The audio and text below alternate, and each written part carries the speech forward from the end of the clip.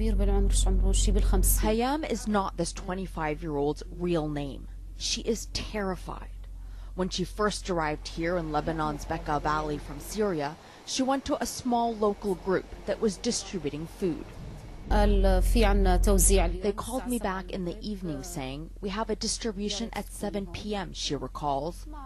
She says she got there with a friend of hers. Two men then said they had to drive to the warehouse. They attacked us. We started to scream and cry, she remembers, speaking softly.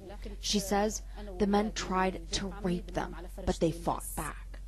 They said, "Why are you scared? Nothing happened. You are married. Why are you afraid of this? It's not your first time."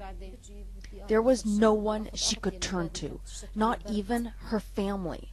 They will say, "Why did you go there?" And they aren't going to listen.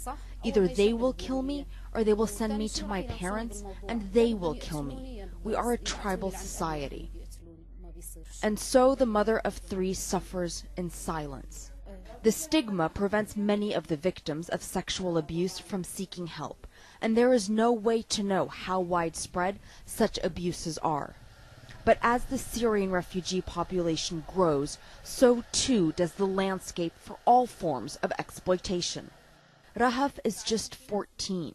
Her mother says she sent her to clean houses to make much-needed extra money. One day, 3 teens tried to corner her. She ran home crying.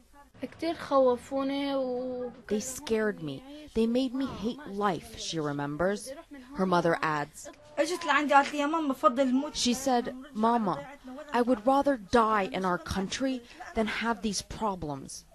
At least 2 million Syrians are now refugees in neighboring countries, and that's just the registered number. In reality, aid groups say it's much, much higher.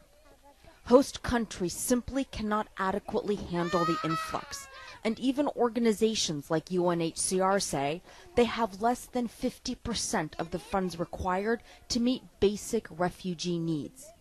The global community has failed to unite and end the war in Syria, but there's no justification to failing to provide funding for refugees or for protecting the most vulnerable among them.